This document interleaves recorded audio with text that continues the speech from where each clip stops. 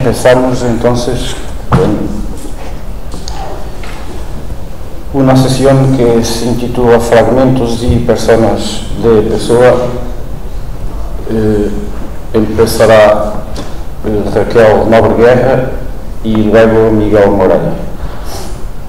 Raquel Nobre-Guerra es licenciada en Filosofía por la Universidad Católica Portuguesa de Lisboa.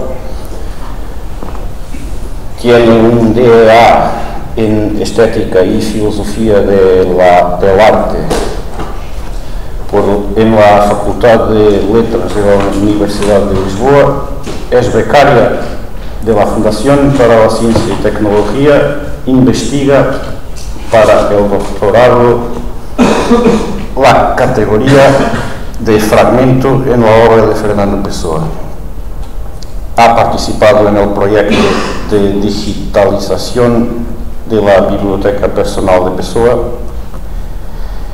Viene participando en congresos y coloquios en las áreas de filosofía y literatura con comunicaciones sobre Fernando Pessoa. Es miembro integrado del Instituto de Estudos sobre el Modernismo de la Facultad de Ciencias Sociales y Humanas de la Universidad Nova de Lisboa.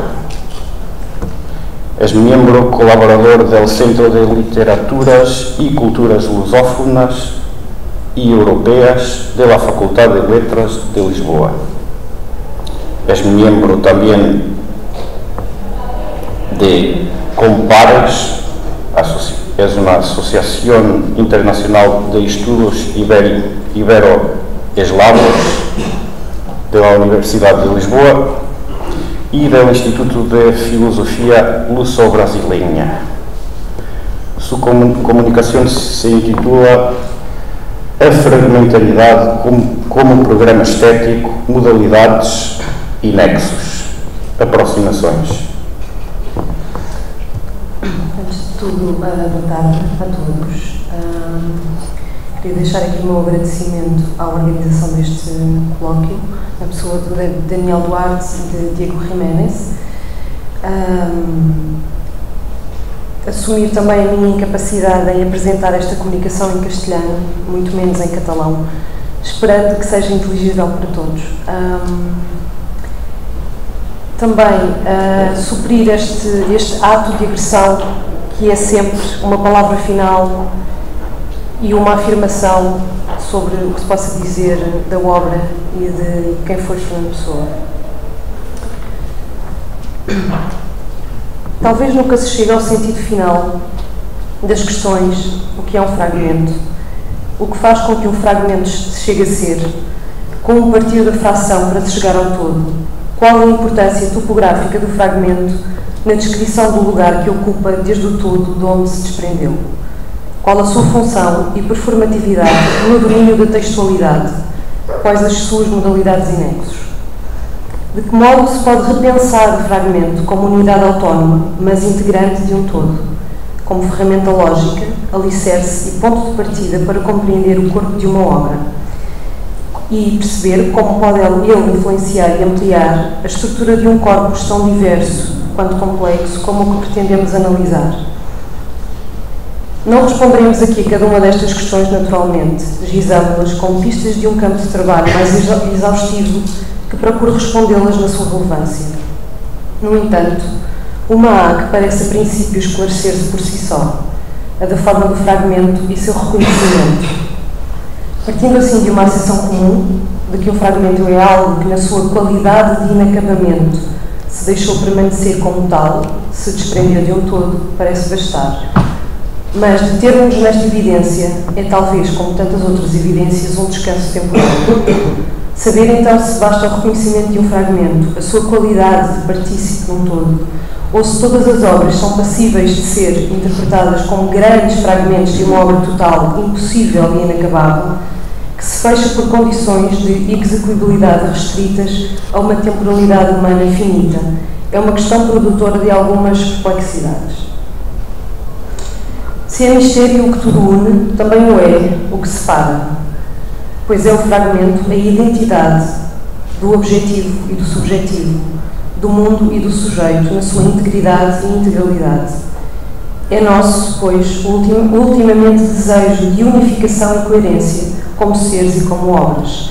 É nosso este desejo de comunidades fragmentadas sermos o centro dessa agitação.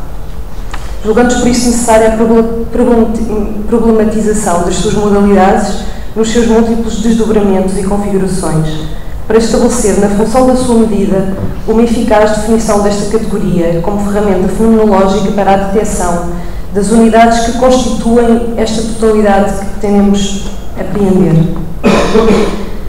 Assim, ponderar da sua materialidade, pensando a sua qualidade fragmentária, identificar os elementos constituintes enquanto testemunho de uma instância pré-fragmentária, fazer um seu levantamento nos vários domínios científicos ou de atividade científica, identificando-o na sua natureza filológica, genológica, psicológica, estética e metafísica, para se chegar ao apuramento de uma sua função estruturante e programática aplicada à obra de Fernando Pessoa.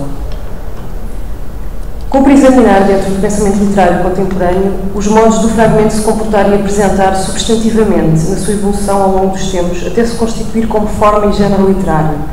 Sabemos que ao longo da história da literatura, e mais expressivamente desde os românticos alemães, que dele derivaram a teoria estética até à contemporaneidade, que se procurou definir a origem e os termos da obra de arte, de uma sua concepção autónoma, através da articulação da crítica e da materialidade das obras. A formulação propriamente crítica da crise da história moderna e a inauguração de um projeto teórico na literatura iniciou-se com os românticos de Jena, Schlegel, Novalis, Schiller, Tieck e os filósofos Fichte, Schleiermacher, entre outros, que, reunidos em volta da revista Ateneum, órgão da escola romântica, não restringiram à dimensão estética o seu programa crítico, que era afinal também de natureza social, política e ética, e que se dirigia, como sabemos, contra o iluminismo herdeiro do humanismo do Renascimento, originado do racionalismo e do empirismo do século XVII. Assim, o romantismo viria a assinalar um novo modelo e teoria de arte, que, expondo os limites daquele paradigma racionalista e dele se demarcando, fazia centrar no sujeito a atividade criadora e reflexiva, onde intervinham as duas dimensões da atividade animada pelo espírito, o sentimento pensado e o pensamento dirigido pelo coração. Diz-nos Rodolphe Gachet, um estudioso e hermeneuta da filosofia e literatura alemã e francesa contemporâneos, que o fragmento romântico terá emergido da convergência da filosofia de Fichte com a tradição da escrita fragmentária de escritores moralistas ingleses e franceses. Pelo que os românticos de Jena viriam articular o modelo do fragmento com a problemática da percepção da dilaceração da consciência, do sujeito dilacerado e da apresentação de ideias. Também, segundo Laplace e Nancy, o fragmento como composição poética, de Irtung, e como modo de exposição, Darstellung, origina-se em Schlegel, tendo sido depois tematizado e sintetizado na teoria estética de Walter Benjamin, que adequadamente traduziria Darstellung por exposição ou apresentação, e nunca representação, que aliás foi por ele rejeitado, era por ele rejeitado. Assim, o fragmento era uma estratégia diversa para responder ao mesmo problema, que, recuando até à sua origem histórica, já a tradição neoplatónica tinha confrontado, a ele respondendo por meio da designada via negativa, que foi hoje aqui exposto na conferência anterior, porquanto instanciava uma totalidade ausente, diríamos que negativamente, mostrando a própria ausência. Neste sentido, é recuperada a questão dos limites e paradoxos da linguagem, da sua equivocidade, que na impossibilidade de exaurir conceptualmente tais dimensões do inefável aproxima o homem de um discurso fragmentado, que não só o coloca no centro do problema enquanto ser inacabado, isto é, afetando como sujeito, como acaba por afetar, no caso dos românticos, ainda só afeta, a própria estrutura do objeto, já que o objeto literário não nos é dado de forma una. Num comemorativo aos 190 anos do primeiro número da revista Manifesto do Romantismo, Maurice Blanchot escreve sobre Schlegel que escrever fragmentariamente é acolher a sua própria desordem, cuja exigência fragmentária não exclui, mas cede a totalidade. Posto isto, são duas as dimensões que o estruturam e que pretendemos analisar. como género literário, por um lado, na expressão de uma performatividade e função discursivas, descrevendo por outro na descontinuidade que sopesa e explora, e como estado ontológico ou natureza desse estado, assumamos a experiência da fragmentariedade como um estado, por se apresentar como espaço de autoconhecimento e autoconsciência. Assim consideremos que o próprio fragmento contém em si o fragmentário, explicando-o, e que ainda assim permaneça sem definição. E detenhamos a análise na relação onde sujeito e oponente se possam procurar explicar. Compreendamos também que a exploração da anatomia do fragmento, digamos assim, e de cada fração dele constituinte, se faz de um estreito relacionamento com os seus correlativos e coexistentes conceitos de totalidade, perfeição e completude. Portanto, na liberdade relativa de um sistema total de saber, talvez não seja impertinente avançar que somos nós os criadores da impossibilidade, rodearmos dela, da ilusão, da continuidade, da impossibilidade, da totalidade, porque a queremos compreender com instrumentos humanos. Somos nós, a arena e o gladiador, investidos do mundo numa espécie de loucura divina dessa liberdade. São criações nossas, consubstanciadas numa também concepção nossa de paraíso perdido, via métrica de um fim desejado e percorrido para todos os lados e em todas as direções, diria Goethe. Nós é que nos despertámos para esse esquema tensional entre a imanência e a transcendência, porque nela somos. E agora queremos deduzir da equação a consciência sobressaltada nessa tensão para a mortalidade que nos constitui, nessa ciência de sermos parte de um todo que supomos, de um todo de que num pressentimento de vestígio sentimos saudade. Assim, e evitando um lugar comum, mas não podendo deixar de notar, mesmo que simplistamente, não existimos sem o fragmento, porque dele participamos e a ele nos referenciamos, numa vivência da nossa identidade como fragmentada. E nisto nos procuramos, num mundo que ao sujeito se apresenta, existindo ao mesmo tempo que ele, surgindo através dele, por ele representado na sua percepção subjetiva, que anseia homologação e correspondência com o modelo de unidade. Incerta na problemática central do fragmento, está nele operar-nos a necessidade de distinguir duas dimensões, embora distintas, correlatas, a dimensão objetiva e a dimensão subjetiva. A fragmentação objetiva compreende a dimensão material da obra, que deliberada ou acidentalmente se apresenta inacabada, designando-se de fragmentária, por se constituir de um conjunto de fragmentos, e que pode também corresponder, nas regras da sua estruturação, a um estilo de género denominado obra aberta ou forma breve. Já a fragmentação subjetiva diz respeito ao sujeito nas formas discursivas de se significar e comprometer com a própria condição de incompletude. Neste processo intervêm elementos de natureza psíquica. O estilhaçamento ganha sentido simbólico no momento em que o autor entende fragmentar a sua obra. E isto não diz respeito às vicissitudes históricas ou biográficas que fragmentam, mas o próprio autor que nela escreve um gesto autoral. Trata-se, portanto, de perceber se na consciência de si como fragmentário o sujeito se reduz ou provê a essa tensão entre fragmento e totalidade. No primeiro caso, o objeto dá-se formalmente ao continente, ou seja, cabe naquilo que deve conter, que é inacabado, para, no segundo caso, se dar a construção perfeita e acabada no que isso tenha de possibilidade. É nesta questão que situamos o assunto da nossa comunicação, no de apurar de que forma pode o fragmento ser aplicado nestas duas dimensões, enquanto programa estético. Pois é na sua expressão genealógica, enquanto projeto programado a ser fragmentário, que nos interessa deter a análise, para dela extrairmos as possíveis leituras da sua aplicabilidade. Se a criação heteronímica se apresenta assumidamente como programa estético, elemento vital da experiência ontológica em pessoa, importa através dela compreender se olha para a pessoa autora e pessoa obra como obras de uma obra, como partes de um sistema só por elas unificável e significante, ou se em cada parte se decanta um todo como unidade independente e sistematizável. Na da conhecida carta a Adolfo Casais Monteiro sobre a gênese dos heterónimos, em janeiro de 1935, escreve Fernando Pessoa: ouvi dentro de mim as discussões e as divergências de critérios, e em tudo isto me parece que fui eu, o criador de tudo, o menos que ali houve. Parece que tudo se passou independentemente de mim, e parece que ainda assim se passa. Se algum dia puder publicar a discussão estética entre Ricardo Reis e Álvaro de Campos, verá como eles são diferentes e como eu não sou nada na matéria. Fim de citação. O problema da recriação heteronímica em pessoa, que tem dado à estampa diversos estudos e que suscita várias teses quanto à sua função mediadora de uma natureza que identifica sem conferir identidade, conduz-nos à questão, que aqui não desenvolveremos, mas que julgamos fundamental, de perceber se nessa pluralidade, ampliada ao mais alto grau, o processo de fragmentação entre o eu e o sujeito se interseccionam nesse horizonte da totalidade. Como o próprio Campos nos diz, e cito, começo a conhecer-me, não existo, sou um intervalo entre o que desejo ser e os outros me fizeram, ou metade desse intervalo, porque também há vida.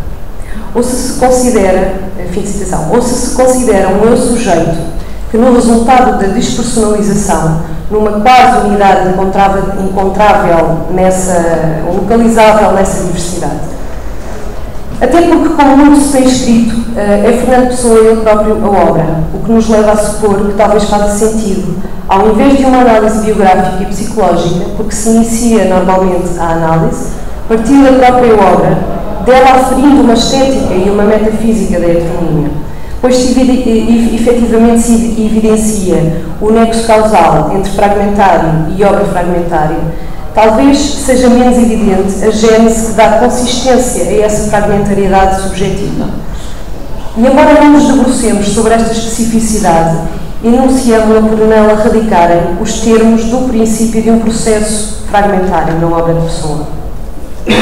Não é também por acaso que seja Fernando Pessoa ele próprio a escrever, e cito, eu sou uma antologia, escrevo tão diversamente que pouca ou muita valia dos poemas ninguém diria que o poema é um somente. Depois, para si, o poeta deve ser poeta também. Se ele não tem a completa diversidade, não é poeta, é só alguém. Fim de citação. Concebamos que, mais do que por substantivo, Fernando Pessoa talvez seja verbo, ação da imaginação sucessiva, que o seu próprio ser, que é nada, que é ficção, se pervade de uma pluralidade transitiva, como uma obra que se impõe e antecipa ao autor. Também quanto ao substantivo que Pessoa escolhe por definição, antologia, fazemos uma nota pessoal, a de que não podia ser mais adequada no que o termo significa etimologicamente e que vem fundamentar a sua dimensão programática. Verificamos que a antologia do grego significa coleção de flores, e Pessoa talvez seja esse herbário de aromáticas inapreensíveis de um sol augusto, intuindo-se como por um paladar analítico que isoladamente identificasse os ingredientes de um prato. É isto o elemento sintético e analítico para o seu próprio sentido, literalmente e literariamente significa agrupamento seleto reunido num volume por temática, autoria e período. A intencionalidade e eficácia do seu projeto de menos atingir um lugar que um problema situacional, o da identidade, é a obsessão que Pessoa levou ao disfarce absoluto, expressão dele. Expressa também por Pierre Bourcade, e cito, num captar à passagem um fragmento de duração humana e conseguir assim um alívio transitório e digestivo para a obsessão que o atormenta. Fim de citação. Obsessão, diríamos, radicada nesse drama da consciência poética. Obsessão a que a sua multiplicidade, voz numa única voz, multiplamente discursiva, é apenas possível porque descontínua. E embora o lugar de menos desconforto, dizem muitos, que para ele fosse a máscara, põe como regressam términos de linha, na expressão de Campos, é talvez na produção literária que corra o filtro da verdade e da sinceridade. Cumpre-se nele o instinto primitivo da missão, na expressão do próprio Pessoa, súbita mão de algum fantasma oculto, que na concepção de Blanchot, em L'Espace littéraire, se auto-justifica num momento de coincidência com esse mestre interior, nesse chamamento a que Rilke aproxima de força telúrica ou sexual, de ritmos violentos que jorram como de uma montanha. E Pessoa fê-lo. Fê-lo não permitindo concessões a um cotidiano que o distraísse da missão que cedo nele se procurou. Fê-lo naquilo que era, por ele dito, mundo da sua carne, da sua alma. Espaço de unificação dos irreconciliáveis divergentes num único momento fora de todas as causas e lógicas de sacada, na expressão também do poeta, e na expressão de Álvaro de Campos, num hino selvagem para a morte entre árvores e esquecimentos. Assim, o seu espaço literário é um espaço de convivência e convergência destes movimentos, sendo também ele psicagógico, no sentido em que é um momento em que é tocado de graça, onde a alma escapa à gravidade, aqui aludindo a Simone Weil, nesse processo de absoluta rebelião em direção a um tempo, que nos faz ser Deus e em pessoa aproxima de uma divina loucura estourada, que, segundo Leila Perrone Moisés, diz ser um estilhaçamento em mil sujeitos para se tornar um não sujeito. A latência de outro sonho que o fizesse, outro que o levasse de si para fora, é não apenas um tronco estético, um modo estético que servisse às áreas de um gozo intelectual, mas o seu projeto existencial. Fernando Pessoa morre sem metáforas.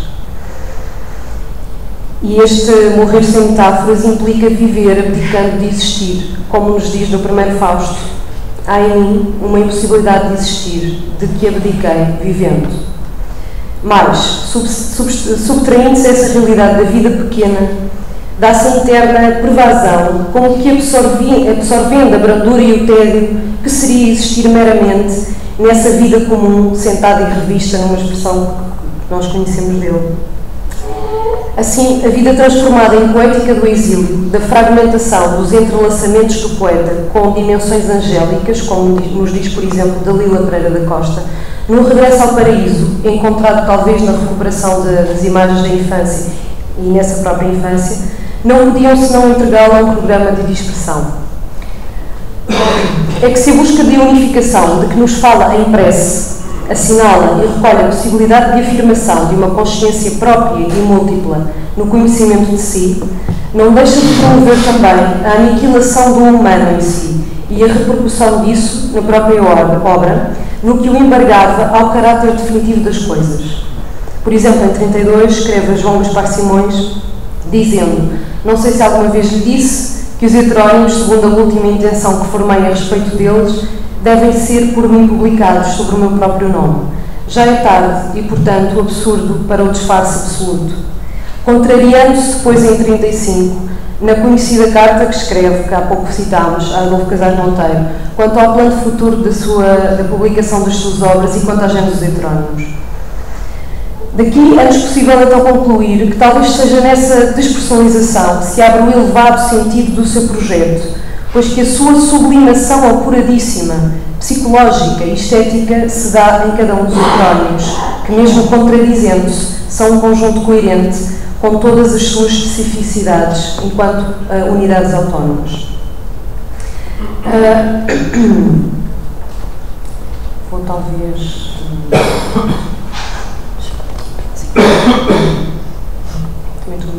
Estou também a iniciar a conclusão. Posto isto, por via dessa dimensional exigência, o fragmento em pessoa ultrapassa a questão da materialidade textual da obra, para se assumir como dimensão de abertura ao projeto de variação, transformação, e forma até a autodetonação entre o finito e o infinitesimal, numa palavra de Pedro Eiras.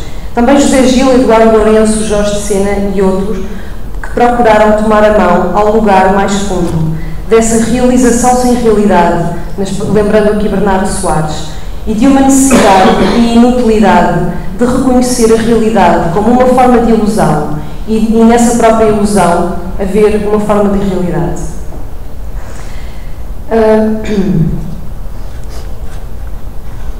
Até porque não só no livro do Desassossego, que encontramos como máxima expressão desse caráter programático, mas no Fausto, na Educação do Estoico, na Salomé e em Sakyamuni, encontramos a presentificação desse elemento fragmentário. Não só aqui, mas também como projeto ontológico e autoral, coado no pensar e no sentir multicursivos, de que são expressão, por exemplo, e cito agora rapidamente alguns certos, Por exemplo, quando Álvaro de Campos olha de longe o paquete com uma grande independência de alma e dentro de si o volante temporal, começa a girar lentamente para a antiga vida dos mares. Essa distância absoluta, por longe, distância real de uma origem até ao destino, Oriente ou Ocidente, que é a infância, e ultimamente Deus, onde se dá a experiência mais radical de fragmentação em direção a si. Ou, por exemplo, Alberto Queiro, no poema Navio que partes para longe. E mais à frente, e se tem saudades do que não existe, sinto-a em relação a coisa nenhuma. Não é do navio, é de nós que sentimos saudade. Ou, por exemplo, Ricardo Reis, na expressão que nos confirma: vós, que crentes em Cristos e Marias, turvais da minha fonte as claras águas, só para me dizer-lhes que há águas de outra espécie, banhando prados com melhores horas dessas outras regiões. Se a linguagem efetivamente cria linguagem, o que Fernando Pessoa criou foi um auto, vamos chamar assim, um auto da fantasmagoria, ou um tratado não sistemático da alma, como lugar recreativo para o desejo de se identificar com o absoluto. E há pouco, curiosamente, falava com o Dr. Aníbal Frias sobre a questão do processo de imperfeiçoamento, a expressão que referira por ele, e de facto, perante esta programática do inacabamento levado ao excesso, não podíamos estar mais de acordo quanto a este termo de imperfeiçoamento. Enquanto então a linguagem do inefável e do que é, sem ser completamente, do mesmo que é sempre o outro, porque desintegrado de um todo o contexto e da sua própria morrer, o fragmento como espaço essencial da obra, e da obra que é a obra e da obra que é a pessoa, permanece irredutível na sua denotação, abrindo-se antes a uma lógica do completamento e da incompletude, mas autonomizando-se inquestionavelmente dentro da obra. E porque não podemos deixar de referir, o livro do Desassossego é a confirmada presença disto no seu caráter formal, em trechos, que é aí que se apresenta como a obra, fragmento, a obra Detachment. Apresenta-se como uma entidade autossuficiente, constituída pelas suas partes e nas suas relações internas. Percebe-se que nela essa feição performática, essa consubstanciação entre uma posição, programa estético e objeto metafísico, dialoga com uma variedade de dimensões e com os ecos de outros heterónimos que se manifestam mais ou menos subtilmente na voz de Bernardo Soares. Aqui também, por mor de uma concordância também com o que disse ontem Perfecto Quadrado, quando falava ontem de estarmos perante uma épica fragmentária ou um épico do fragmento, achamos também muito interessante esta síntese, este dístico que de facto faz sentido.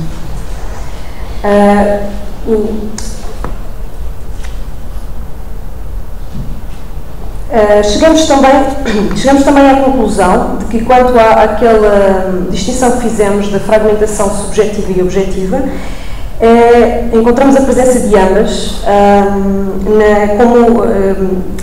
como percurso, como correlativas e como fenómeno criativo, onde a dimensão literária, ou seja, o objeto criado, e a dimensão ontológica, o sujeito, se apresentam como duas dimensões significativas naquilo que podemos chamar de criação heteronímica e criação material, digamos assim, sendo o fragmento um processo inerente a este processo que Fernando Pessoa deliberadamente cria. Finalmente, é importante saber ainda, se fechamos com esta questão, de saber se a fragmentaridade é afinal uma aporia ou uma revelação do todo, e se dessa experiência fragmentária se podem derivar imediatamente as muitas outras dimensões que o asseguram e que nos interessam, que são trabalhadas proficuamente por outros investigadores, como a natureza saudosa ou a natureza mística de Pessoa. Afinal, não é a saudade da experiência integral humana de um estado de carência existencial, onde nos procuramos como resíduos de uma totalidade. Não é assim, Fernando Pessoa, essa distância, essa recusa de chegar a haver um rosto que abolisse os vidros por interposição. Pessoa foi praticamente a sua obra, e como homem, também ele inescapável àquilo que descobrimos, por acaso, já estando o texto escrito, que abrindo um livro, lemos a seguinte frase, quase como que um sinal, que Virgílio Ferreira diz: somos os fragmentos de não sabemos que unidade. Nós somos órgãos dispersos de não sabemos que organismo.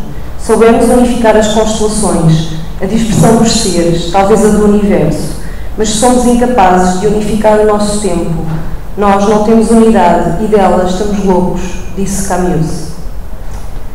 Talvez nunca cheguemos então a apurar-se no seu projeto existencial, procurou Pessoa recuperar-se ou perder-se no itinerário daquilo que ele chamou sombra plural, partindo para uma nação do exílio.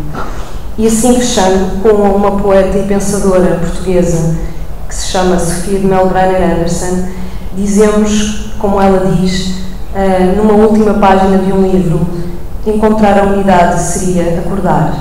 Obrigada.